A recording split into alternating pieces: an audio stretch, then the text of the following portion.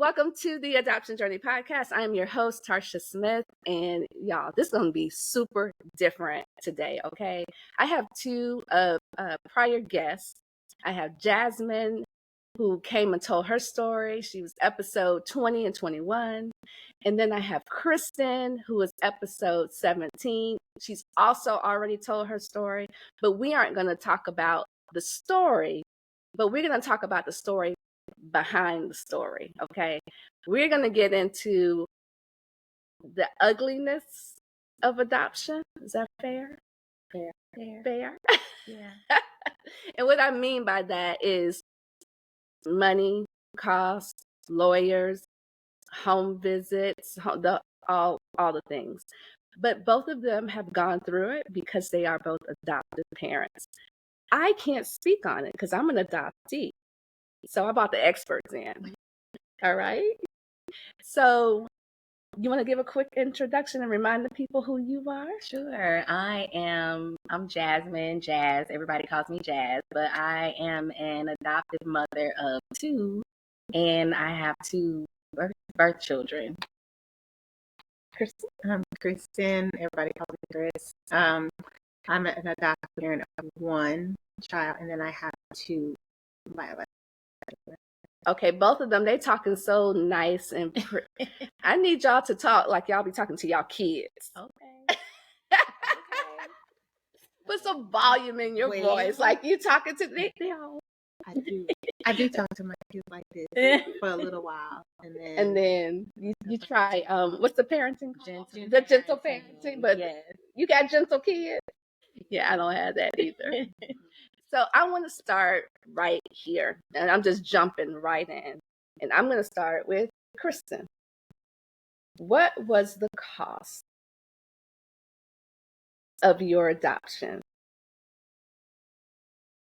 So when you say cost, you mean like how you much? Want to know like all the costs, or you want to know like the initial cost? I want to know what. We'll start there. What was the initial cost? Okay, so I went through an adoption agency actually. So the initial cost drum roll, goes to the adoption agency, and that initial cost was $18,000. And we don't have a baby yet. We don't have anything yet. We just have a pen and the checkbook. Okay, Jax. So we didn't have an initial cost. So our total cost was a little over $16,000. Well, oh wait, total cost. Mm-hmm. So this includes. Oh, it feels so weird saying this. This includes the baby. Well, I mean, I wouldn't say that it includes the baby. 10,000 of it was just the attorney fee. Just the attorney fee. Right. Okay. And then the rest of what made up the 16 some odd dollars was the home study, the background checks like fingerprinting. We did incur some birth costs for the birth mother. But remember my story. Your story, right. We weren't there from the very beginning. You got to go back to episode 20 because she's not going back on this episode. But hold on, because you were like, so what did you get for $16,000? So I guess my mind went through the agency. So I did get my home study and fingerprints and background check included in that. But here's the thing. I got pregnant and I put it on hold. And then when I went back, Okay. So we got two 16 grand? No. I had just paid the fee for the home study again to like update it. Okay. I was going to say, because what some people don't realize, and this is also even in the private sector, when you have children that are in the dependency system, you have to update the home study every so often, because there may have been some things that have changed about your life in general. Somebody could have gotten arrested who now lives, so they have to rerun everything. Okay, so this is good to know. Yes. So, want to be adoptive parents is for you. Okay. Now, how long was that time period? It was 2 years. Only 2. I guess that's long enough for somebody to get arrested. Yeah, a lot can change. A lot can change in in 30 days. It can change. That's long enough. Okay, I get that. Now I gotta just ask, and this question will go to both of you. How'd you feel about that? Look at her face. So in the beginning, it's not sticker shock, yeah. But in the beginning, it's not like, oh my God, I want no, because the ultimate goal is you want to be in your family and you want, for me, that I felt like that was going to be my only option. You got to go back to episode 17. And so for me, I just felt like, okay, well, this is what we have to do. We have to do it. It's in the beginning. So for me, I mean, it was definitely because I had already been in the dependency system. So I knew the difference between the private sector and the public sector. So now I'm in the private sector. I knew that it was going to cost. Initially, I'm like, what? Like, how much? Because the attorney's fee. But now, at the time, yes, for me, it was like, what? A sticker shock. But after working in the system and still now, even today, so many years later, going back to working in the system, I understand that, you have to pay people to do the services because it is a legal process that you're going through outside of the emotional process. It's like two things going on at one time. It's interesting you say that because you do see a lot of people that say adoption shouldn't cost anything. Do you agree with that? No, I don't agree that it should not cost anything. Tell me why. Because I understand the legality of it. Okay. Is that the same? I just think that, anything that's worth having, it comes with a cost. Because it's a fact. That's a fact. Like that might rub people wrong, but anything that's worth having comes with a cost. Anything. So right, whether it's a monetary cost, an emotional cost. Okay. When you're speaking about adoption, I think you pay both of those costs, right? In some way, shape, or form, especially as an adoptive parent. Right. It is an emotional ride. There's a lot of feeling involved. Okay. And that's a cost in a way, but then there's also the physical cost, the money. Right. There's people that, you want a good attorney because you don't want an attorney that's not dotting their I's and crossing their T's. Correct. Oh, wait, hold on. Yeah. Sounds like we're speaking from experience. Well, what had happened? See, what had happened was for me, my roller coaster ride was like a full on amusement park. So all the rides. At one point, I got off the ride because I was like, oh. So my birth mom wanted to take the baby back. I remember your story. She wanted to take the baby back, so I gave the baby back. I'm not a thief, so I'm not taking anything that's not mine. So I gave the baby back. That voided out all of the paperwork that had been done before. So overnight, she realized, no, you know what, I made the right decision the first time. This is, so when I received the baby back, they had to draw all new paperwork. Like all those documents had to be redrawn. And the attorney, he drew up the wrong paperwork. She signed the wrong document. So the judge approved it, though. The judge approved because mine was out of state. So the judge approved me leaving and she was going up and down the road. Yes. Episode 17, y'all. So the judge approved me leaving the state. Like somebody somewhere should have seen that the paperwork wasn't right, and I had to do this. Well, I actually did this, but yeah.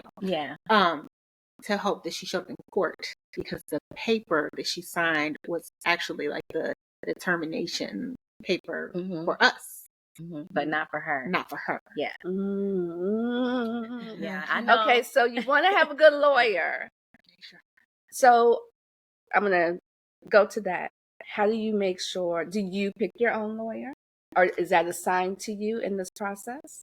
So in my situation, usually adoption agencies, well, I'm not going to say usually, I'll just speak to my situation. So in my situation, the adoption agency actually had a lawyer there. Like, I don't, like the lawyer was that's what she did. That was her specialty, was adoptions. And I think that's usually how it works, maybe. In my case, that's how it works anyway. And so she had created, and she had an agency. And so Okay. she was hiring, her workers, the social workers that did the home study. They worked for the agency. The background checks and whatnot, they have to send you, somewhere to do that. Okay. So I guess that would be outsourcing. Hold on, because I'm here for the faces. What was your experience with the lawyer? You had to find your own. Oh, wow. These are two different experiences. I had to so find crazy. my own attorney, and I had to have two attorneys, actually. What? I'd have Now, were you both, now this part I can't remember. Public? private. Private. I did private. And your first one, My first one was private. Private. Second one public. right. Yes. So I've had both experiences, but even as you can see, just the two Just of us, the two of you. even in the private sector, It's different. it can be very And different. my adoption was state. And see, that's the thing, because I know even here, independency, and I'm saying dependency, meaning children that are adopted through the state or that they're in foster care, going to be adopted. The out-of-state ones are always difficult because now you're dealing with two different states, Mhm. different laws, and those two states have to they have to come to agreement on what their law is, what this state's law is, and how we going to bring this together. Okay. So those adoptions, even now in my job, when we hear ICPC, everybody in the office is like, oh my God, because it's just like now you're dealing in different jurisdictions from legal terms. So for the people that want to adopt, and it may be out of state, what would you tell them? How do you find this? I mean, I would say just like with anything, right? Like if you needed an attorney for anything, if you Okay. were getting a divorce, you do your research. Were you pleased with your? Or was this okay? He was all right. He was all right. He He's was all all right. At the end of the day, he did get it done. I don't think it was all him. It was the state. The state Okay. that we adopted from. Now, Florida, their laws are not like as drastic as New York, right? And then the town, like New York is home. New York. she can't finish her sentence. Those boroughs and all that Yes. stuff. Like there's so much like red tape. So the town wasn't very big, so I didn't have to like vet a whole bunch Okay. of attorneys, right? I just went with 1 5-star, and Gotcha. Because remember, with attorneys, you have to find an attorney that is licensed to practice in that state. So it's not like a great attorney in Florida, and you can, if he's not barred in New York, he can't do nothing for you in New York. Nothing. 0 things. So there's a lot of things. Okay. And when you're, especially, it's a lot of things anyway, but especially when you crossing state lines, So many things. it's a lot. It's a lot. There's a lot of things. Okay. I want to ask. I'm going to start over here because space. If there was anything about the process that you could have changed, or you would say this is a law that needs to be changed, or something different, what would that be? My thing is the different laws of the states on the termination of. Explain to the people what that means. So when the birth mom has the baby, there's a certain time period that they get to basically change their mind. Okay. Before the termination goes away. And every state's laws are different. Except for California, New York. They have the exact same laws, and is 30 days. Oh, wow. And so in that 30 days, it gives the birth parents, not just the mom, but both. It gives them the opportunity to say, you know what, I changed my mind. 30 days. 30 That's days. a long time. That's a long time.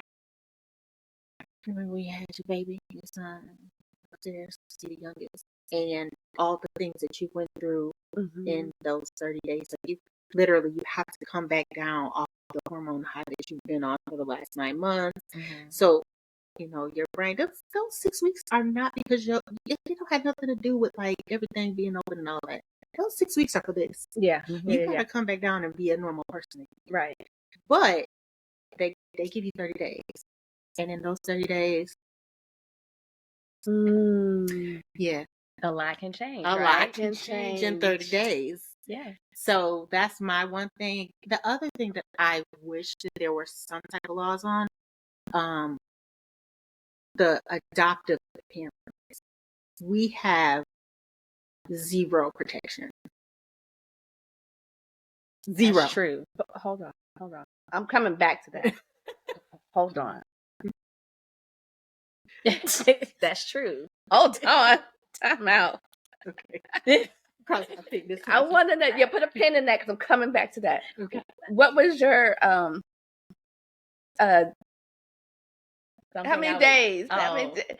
So again, my situation. I know. That's why I'm asking. What was your experience with the day since she went there? Well, when we got the call, she had already decided. I'm not for sure, so I kind of don't even want to say, but I feel like it's like 3 days here in Florida. Okay, it's still 3 days because I know things change. That is huge. So that's a huge difference. But by the time, again, even though it's 3 days, we didn't even come in on the beginning of her 3 days because by the time we got the call, remember we were out of town, we came back, she had already made her decision. So we just walked in and it was already signed and done. It had not been filed, but the time period she couldn't change her mind. It had already been 72 hours. Okay.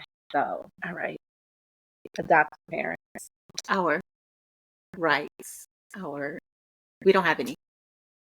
Explain. We don't have any rights as adoptive parents. There's no protection for adoptive. Is that parent everywhere? I feel the 3 days I feel like is more protection than the 30 days. But when all of this happened, I remember calling the agency because I gave y'all all my money up front. Right. And I remember calling them and trying to figure out what we could do. And the only thing that they could say, basically they would put my name back in the hat. So at this point, because remember I said it's $17,000-$18,000 just to the agency. Correct. That did not include my attorney fees. That did not include the out of state ICPC. That didn't include any of that. I had to get my own Florida attorney, New York attorney. I had to travel myself there. So that's fees. I had to pay the birth mom fees. So you pay a whole lot more than my overall, after it was all said and done, I paid $40,000, and I'm at $40,000, and I'm calling the agency, and the agency is saying, "We can put your name back in the hat." I mean, that's pretty bold. Isn't it? That's pretty bold. I would not repeat anything else that I said to those people, but there were strong words used to let them know how I felt about the amount of money that went out and their response and how insensitive they were. Like, we put your name back in. Because I feel like in your case where she changed her mind, which, she can change. It happens, okay. I feel like as a business, I know it feels so, but it's a business. It is. I mean, there's a business aspect to it because there's money being exchanged for services. That's a business. So it is what it is. No matter how horrible it sounds. But as a business, there's a level of accountability that I feel like any business, whatever you're doing in business, should have, where if you don't deliver on the service that you are there to deliver on, there should be some sort of return on your investment. If I, go get my hair done, and I can say this because I'm a hairstylist, it's happened to me multiple times, and people didn't feel like they got the service that they wanted. They had no problem letting me know that. And me as a business owner, I would, take care of them the way that we would come to an agreement. So I feel like that is probably just a testament to the agency that you were dealing with. But I don't know because we weren't even talking about 40 grand hairstyles. No, I mean, right. Oh my god, that's a lot. So, I'm gonna try and turn here a little bit. Ooh. Open or closed adoption? Open. Mine is open. Oh, mine was what they call semi-open. Okay, so we got to explain to the people. Open, in general, means just that there's an agreement and they work it out. Closed, my personal situation, my adoption, when my parents adopted me, closed. Like, the end. I have very little information. The end. Now, by the time, now see, but it's a different time period. I was adopted in the 70s. Okay. Back then, that's what it was. Adoptions were closed. You did like this. Tell me why. I don't like that. I don't like those. And here's a question, because you're open. I understand. Tell me if I'm wrong. There's not a whole lot of laws around that. It just kind of. There are not a lot of laws. You just kind of out here winging it. That word open is it's a very loose term. I was just going to say, we should define what open and what closed means. So open is a trickier one to define because you set the terms of the openness. Okay. Okay. Right? Who sets the terms of the openness? Basically, the birth parents and the adoptive parents come to an agreement of how open. Now, is that agreement legal? But it's a legal agreement. That is a legal agreement. Writing. Okay. In writing. That's why I say it's a very loose term. But however you word it, once you put it in writing in those legal documents, that's how it is. That's how it is. Technically, I am outside of my open. There's a time period. Mm-hmm. And is that defined by state? No. Or okay, it's defined y'all by can you. do whatever. It was defined by me and the birth parents, and how it's how much they felt like they needed in order to get to their point of closure. I feel like, but mine only went up to 2 years. Okay. So in openness, it was share, photos, pictures, videos, like memories and stuff like that. Right. Now, do you go through the adoption agency and then, so this goes straight to her? Them. So direct contact between you, adopted parent, and birth parent. Okay. Because I've heard of people, they take their stuff to the adoption. So I think that's what semi-open is, which is what I had. Okay. So we also had the picture, they called it a picture contract, and it was for 12 months, a year, which we had to send the pictures. I don't think we were doing videos. Video stuff is kind of a new thing, believe it or not, but it was mostly pictures. We would send them at certain intervals. I believe it was like the first 3 months every month, and then 6 months, then 9 months, and then a year. But we always would, we contracted with the agency. So we didn't send it directly to the birth parent. We sent it to the agency. And then if the birth parent reached out to the agency for stuff or information, then they would have it to provide to the birth family. So we didn't have to have direct contact. We didn't have to have like direct contact with the birth parent. Has your child had contact with said people? No. And I'm asking that question because some people say that can be confusing for the child. It could be a bit. I like this real, and I wanted to say it. Okay. But I have been in contact, and he has a book that I feel like I need to bring out again. It's an actual picture book that I made. Okay. With his people. Oh, okay. Yeah, it has birth, parents, us. We have pictures together. We have pictures of a meeting, pictures of at the hospital. Okay. Like all of those things to bring out. He's still young, I feel like. He is. He's still young. He is. Find his way. And you know what? And I'm speaking from personal experience as an adoptee, just knowing seeing people that look like him. Well, here's the thing. He has people he looks like that he sees every day. It's different, though. I know it's different. It's different. But listen, if you look at a picture of my husband, I hear you, and I don't disagree with you. And him, he does. Because I get it. I don't disagree with you. But when you know, and he knows, it's different. I didn't experience that until my 30s, and I'm just now experiencing it again. Like people that look like you. Real. When I found one side I thought I had, I found my whole face. Your whole face again. Outside of your children, right? Outside of my children. It's different. And I think I love that he can see that growing up, because I think that is going to be huge for him. I think he's gonna be all right. I mean, I know that's gonna help him be okay. Yeah. Whew. Ma'am. Yes. So I know your situation is very different. Yes. Especially knowing the backstory.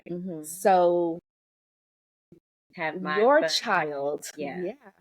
Okay, so I remember one of the other things his mom, we gotta go back to that though, but one of the other things she said that she did want to see him when he turned 1. And we were like, okay.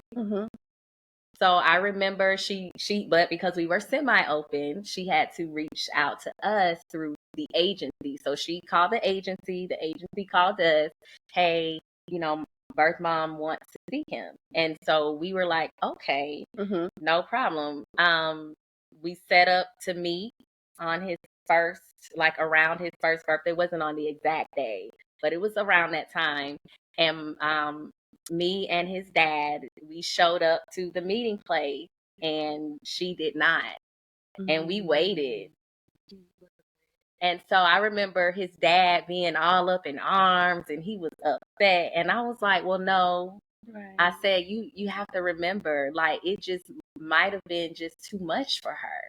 We have to, like, take that into consideration. This she might have felt like, she was going to be ready, and then maybe she just wasn't. She may have been there too. She may have watched us from a distance. We'll never, I never will never know now. Right.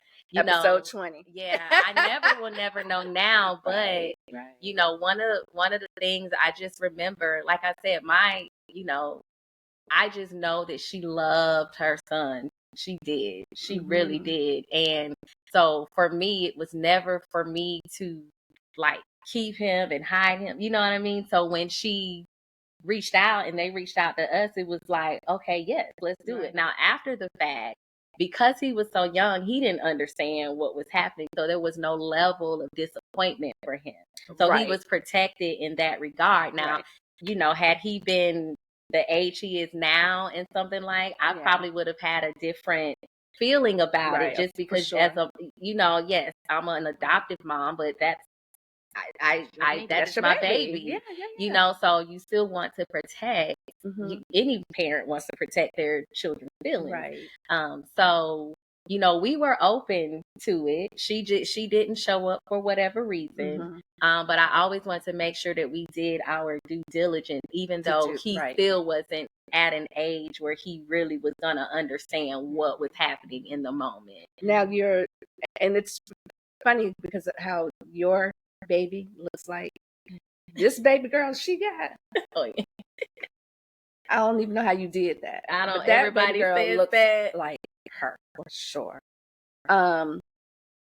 Also open. What are you gonna? With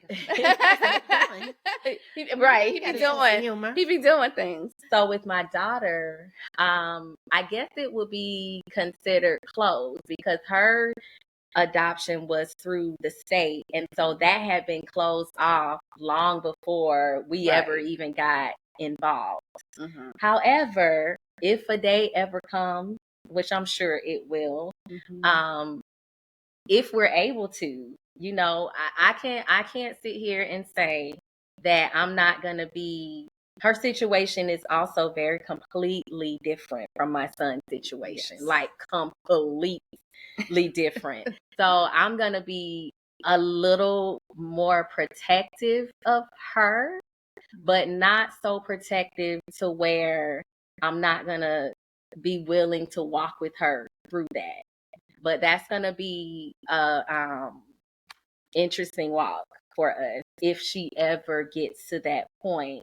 But I would never deny her that walk. But I will hold her hand through it because she deserves to know.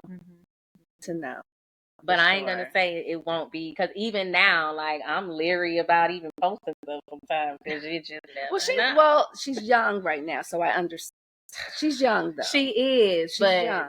I'll tell you why I'm leery. Okay, but you're right. She is young. She's young. But I'm never gonna deny her that opportunity if she wants to. If she wants to. That. And what you can do, the biggest thing that you can do is what you just said.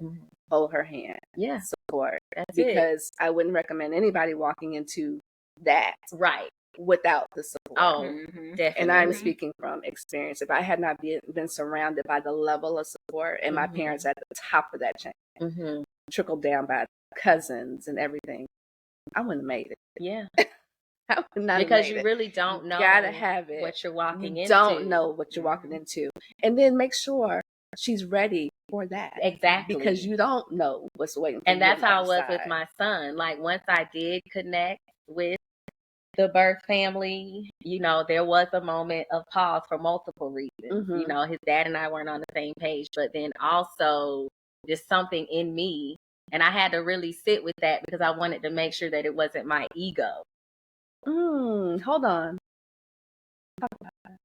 So I wanted to make sure that it wasn't me being self-centered, like that I wasn't making it about me, that my intentions were truly to be protective of him outside of however I felt about it. Because naturally, you're going to have some pause. I mean, that's just what it's going to be. Yeah. But I had to go back and check the foundation of my pause. My intentions. I'm big on intention. But I will say this, because both of you, yours not quite as young, but they're still under. Yes. And you have every reason to feel like that.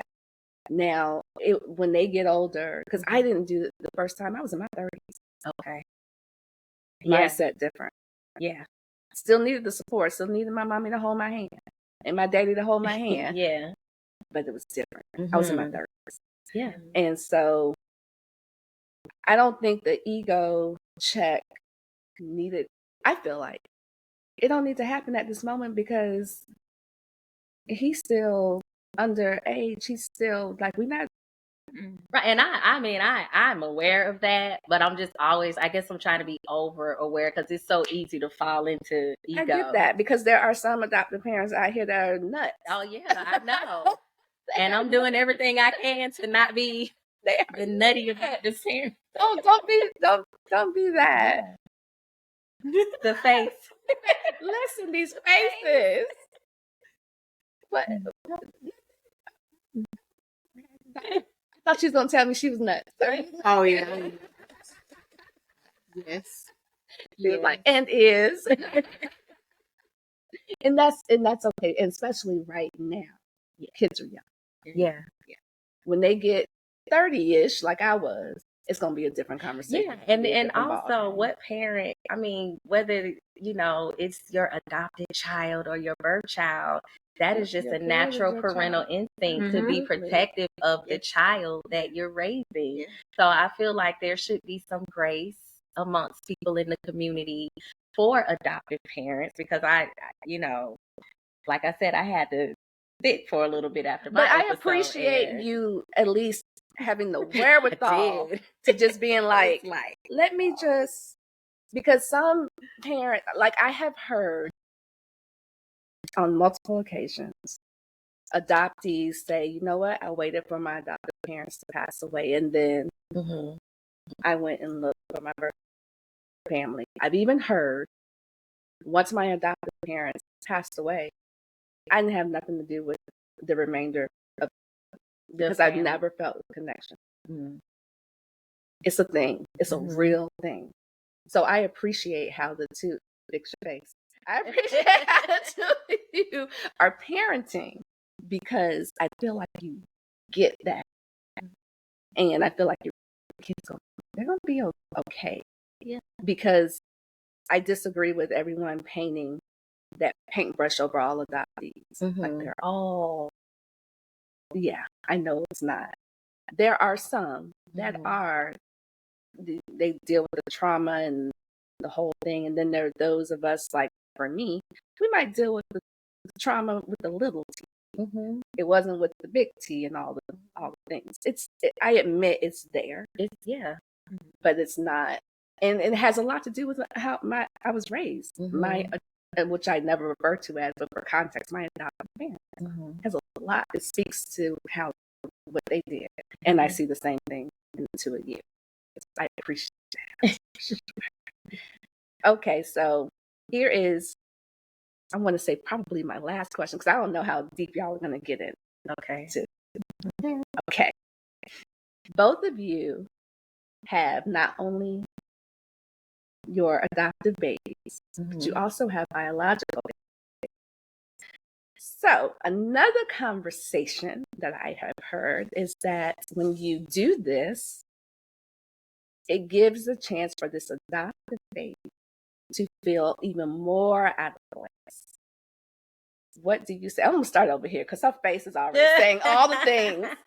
So I'm going to start over here this time. Okay. Breathe. So for me, you know what? That'll be a great question for me, for my son to answer, because my first child was adopted, right? So he was first, and not that there's a first, second, third. I mean, there's a birth order, okay. That exists. But he was first, and then the other two came, and he was big brother. There were questions. I remember when I did my maternity pictures, I didn't do maternity pictures with my oldest son because there was no bump. Okay. Right. And I remember when he and I went to do pictures, he was like, well, where are the pictures that you took with me? Even though we had always talked about adoption, it was in like that moment that I understood he still doesn't quite understand what adoption is. And so, what I told him was, well, you were conceived in my heart, and, your brother was conceived in the belly. Yeah. Okay. And that's, what did he say? How old was he? Oh gosh, he was 6. Okay. And what did he say to that at 6? At 6, he was like, oh, okay. Yeah. And so, but he's 14 now. Yeah. And so he completely understands it now, but I never, that's just how it happened. So he was always big brother, and he's got a little brother, and then he saw another little brother. And then with my 2 biological children, all they know is big brother, big brother, and, and then the 3 of them together got to experience my daughter coming in. Right. So now my son, has a better understanding of how he came to be because he saw it come around again with my daughter. Okay. And then my two biological children, The but whatever. My two biological children, they weren't there when Big Brother came in, but they were there when little sister came in. Right. So they all understand the dynamic of what makes our family, and how, we all came to be a family in different ways. And what I love about that is that you're having conversations. Oh, we talk about it. I talk with my kids about everything. Right. Yeah. And it makes a difference. Yeah. When you don't have those conversations, or you're just kind of like, oh, this is just what it is. Oh, and no. we love everybody the same. I'm not saying you don't love everybody, but you get it. Some people just go, yeah. We asked them when we were going to bring my daughter in. We had individual conversations with each one of them. Well, how do you all feel about having a little sister? Okay. We had that conversation even in our home study. The state, that 89-page packet we had to fill out, there was an actual page of questions that my 14-year-old had to answer about us adopting his sister. Wow. So it was like we were all hands on. Okay. Okay. So I feel like there's spaces over here. So I'm no. All right. So you answered the same question. All right. So I have a biological, but like to go back, I was adopting when I found out about. Oh yeah. So he was always coming, no matter what. I have this like weird thing, like I will always say, like, my kid is not born yet. Like, he's not ready to be born yet. I will always say that, even before that. Like, my child is not ready to be born. So when I, when he was ready, he came. He came. So when he came home, my oldest son was 28 months. Okay. Right. So he's too young to understand all the things. Right. But because I was at the hospital, I brought him home from the hospital. You know what I mean? Like, he's been with us since. So there's no question. Right. I'm maternity for one. I didn't even think about it. Yeah. Because I do have for the oldest and the youngest. I did not think about that. That's going to be. Yeah, that's when it question that's going to come up. It's going to come up. Yeah. And then then the favor actually was returned to him when he got to see his baby brother, right? So he's just like a blended part of our family. There's nothing different ever. Like, I found out I was pregnant with my youngest son because I had a dream that my middle son was becoming a big brother. Not even my oldest son was becoming a big brother. He's already a big brother. Yeah. But because I found out through a dream that my middle son was becoming a big brother. Well, I'm going, well, why would he become a big brother? And I thought initially, that his first mom was going to have a baby. She did. It was me. Yeah. She did eventually, but it was me who was having the baby. So, he's got to see all that. He hasn't really, he was 28. He was young. And just for context, her group is younger than her crew. Yes. So my oldest is half. I know that it's a little, the dynamics is a little different. So they still real little people over there. I get it. Yeah. So, but that maternity picture, that will bring, might, they're not. And they all have the exact same baby picture. At 2 months, they all have like same photo, same background, same pose. Yeah. Just my middle son has on clothes because he was born later in the year, so when he was 2 months old. The other two are 2 weeks apart. Their birthdays are 2 weeks apart. Okay. So they be outside. That's all. But again, I have that photo book. Right. He's gonna start asking questions. Yeah. I don't have mine up in the house. We were just going through pictures one day, and out pops this picture, and he was like, "Hey, Like, wait a minute, where's the pictures with me? So I was caught off guard because you going through life, you just momming, you just parenting. You're not thinking about, oh, my child is adopted every day. You don't.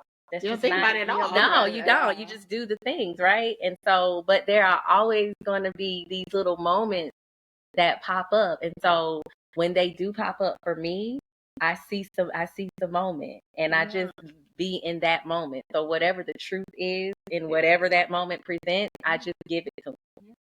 Now, he didn't understand it, right? He does now, but at 6, he didn't understand it. But I still told him the truth. Yeah. I want to ask you, it's going to be my last question, and if you don't mind answering, because you said something and it stayed in the back of my head. I heard you when you said it. You said you feel like you're going to have to pull that book back out. Mm-hmm. They all have one, but they all have a book. So for Christmas, okay, no, just like only a couple of minutes away. Okay, so right. Okay, for Christmas every year I make like a photo album. Okay. For the year, like what did we do this year? What has but for them, it focuses mainly on them, and so they all have one in their infancy that goes from when they were born up until that point, right? So his, of course, include like we took a road trip. We were in Atlanta actually when we got the call. So we took a road trip to New York. So there's pictures of the road trip to New York. We were at the beach. We decided he was ready to come. So we left and we went to, I had a hospital room for myself, for him. He ended up being a C-section. I struck in. So I was in the room. I watched him come out. I had pictures, how big he was, everything.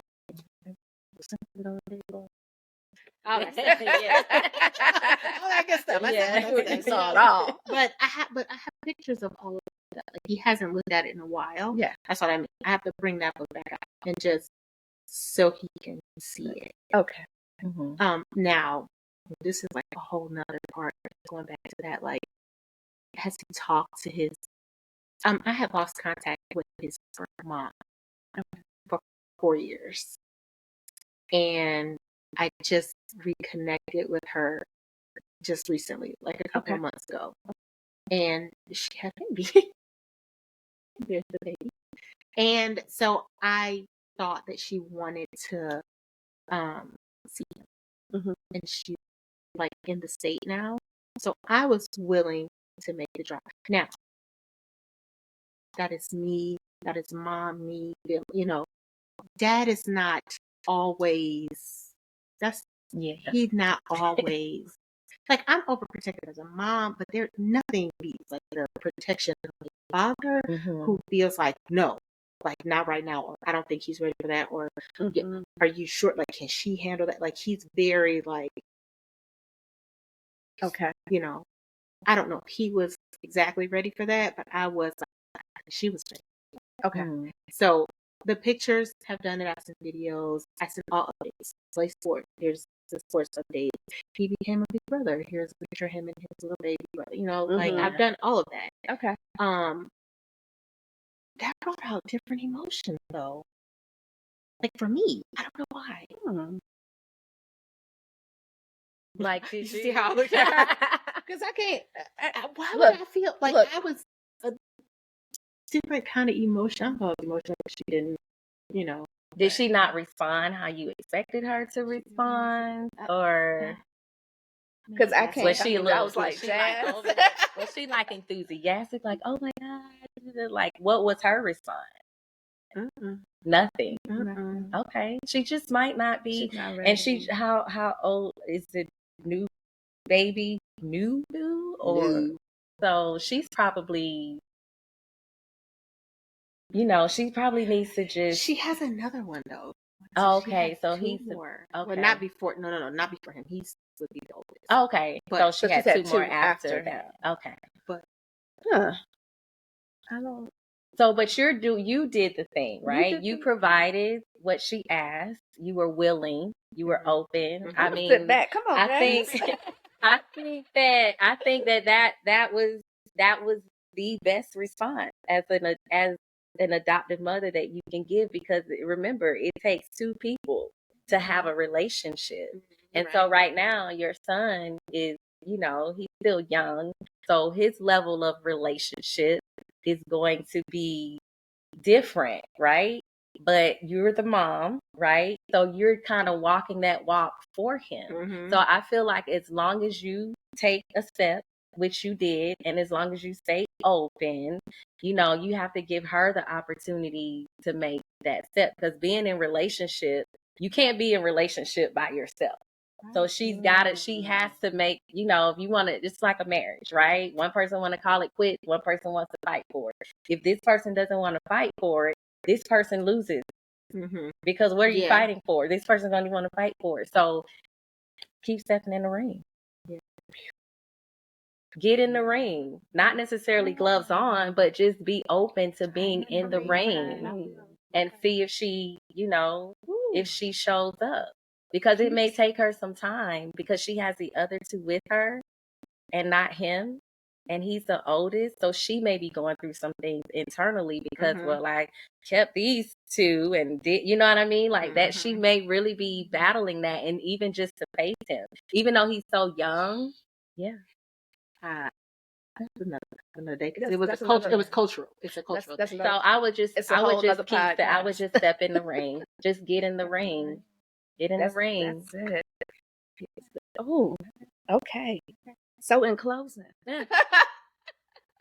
y'all know how I love to end. Please start over here. Give the people, especially adoptive parents. I know you spoke to the adoptive parents, so you're gonna have to think of something different to say. Okay. Oh, you know what? No, here you go.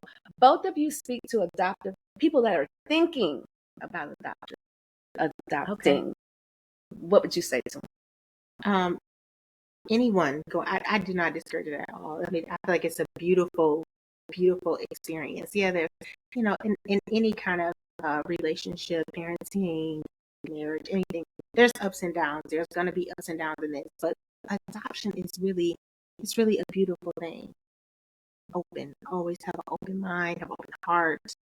Just be ready and willing. Be ready. And this is a service, so to serve. Yes, it is. Yeah, for sure. It's definitely a ministry. It's not just a child. It's not just a child that you are receiving, that you're serving. Because sometimes, in my case, you have to serve their parents, and you have to help them, and you have to bring them to a place of healing, and not even pertaining to the child.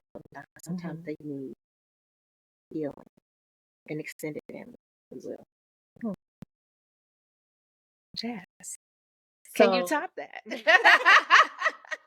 Well, no, I mean, I will actually, I agree wholeheartedly. I definitely think it's a love language. It's an act of service. I mean, you put it perfectly. And in that act of service, I always say, and this is with anything, anything, always check your intention, because this is not an easy walk to walk. There's a lot of emotion attached to it, emotions that you're, especially if it's a pure, genuine hearted thing that you're doing, you're going to feel on all sides. So definitely, check your personal intentions, and just be very genuine in what it is why you're adopting. And be open with that child. Tell them, make sure they know, because that could be that could change the trajectory of their entire life. How you handle it is going to set the tone for who they will become, period. And as an adoptee, I can piggyback on that. Tell them early, because it could change who they become. She is very right. And with that, Thank you so much for joining us on another episode. Thank you, ladies. Thank I you. appreciate you coming. Bye, family. Bye.